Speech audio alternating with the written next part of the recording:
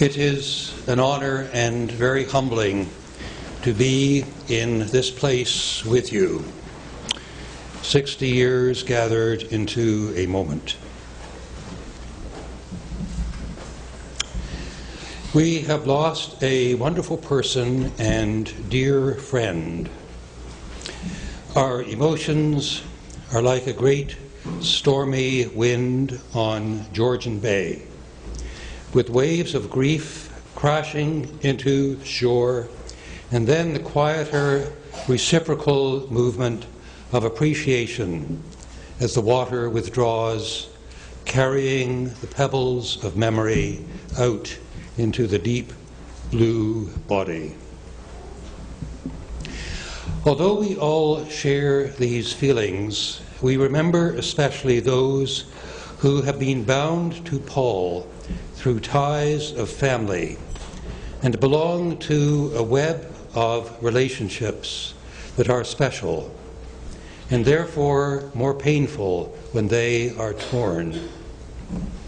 Anne, Mary, Grace, and their children who loved and cherished their Uncle Paul, his whole extended family. Our sympathy is with you. 2 days before his operation, Paul emailed, and you will recognize his voice. At the risk of sounding morbid, I'm writing to ask that you be the homilist at my funeral if I don't come through the operation or its aftermath. I replied, this is not something I would relish doing, but of course I would. I guess putting these arrangements in place counts as realism, in the sense of facing possibilities rather than preparing for certainties. We had a further exchange in which I said that whatever the outcome, I hoped his opinions would remain intact. His last words to me were, "Ha, ha."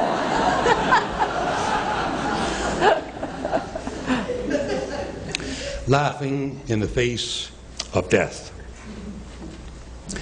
Being the homilist means speaking about Paul's life and death in the context of Christian faith. And so I asked myself, what passage from the Christian scriptures speaks about Paul? Who he is, what he cares about, what motivates him at the deepest level? After a few days, a passage came to me. And then a week later, after he had died, I found reverberations of these words, like rippling water, in the hundreds of testimonials on Facebook and in the sacred memories of a few family members I was privileged to talk to. It is the passage that was just read by Gracie. Jesus is speaking to his disciples the night before he is to die. He is unfolding the essence of who he is, what he has done and taught, his relationship with God, his relationship with these companions, and how all these things will unfold in the future after his death, when he is no longer physically present. The essence is friendship. He talks first of abiding in love. As the Father has loved me, so I have loved you. Abide in my love. Abiding. This is a word with so many levels of meaning. Dwelling, staying with, being present, showing up. And so Paul showed up for his family and friends at special events, concerts, anniversaries. His favorite way was to show up unannounced at the back of the room with a large smile on his face. But it was more than being there. It was being present to the people who had come together, most comfortable in speaking to one or two or three. It wasn't just his presence, but your presence and mine that he brought out by that abiding interest he had in people, in you and in me, asking and listening so that we all felt present with him, supported. Through Paul's presence, we knew that we mattered and that our own stories had significance. This was Paul's version of abiding in love. Then Jesus says, "This is my commandment, that you love one another as I have loved you. No one has greater love than this, to lay down one's life for one's friends." Jesus is laying out the true nature of friendship, abundant generosity flowing in great swells to an ever-extending company of people who become touched with his Spirit and share in their turn. Jesus says to his disciples, "You have learned from me. Now is the time to become what you have been taught." And teaching is not about facts so much as it is about values, respect, and building relationships. Fortunately, for the most part, we don't need to lay down our lives to accomplish this. But we do need to make an effort to show love and go beyond our innate selfishness. I think of Paul, an oral historian who wanted to understand and get right all the intricacies and motivations of the relationships of his own family, and also the relationships of those of us who were his friends. What brought us to this point? How did we get here?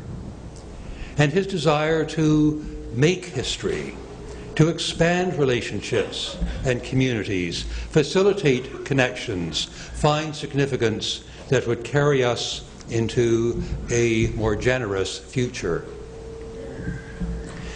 Paul did not marry or have children of his own, and so was able to participate more fully than otherwise in our families and relationships. Maybe it came at a price. Being alone a lot means that you may have to wrestle with the demons of your shadow side. Perhaps this was Paul's laying down his life so that he could more fully be our extraordinary friend and teacher and help us cross the boundaries of our own lives by meeting others of his friends and family and by encountering the experiences, ideas, and opinions that were constantly shaping him. He has given us a great gift.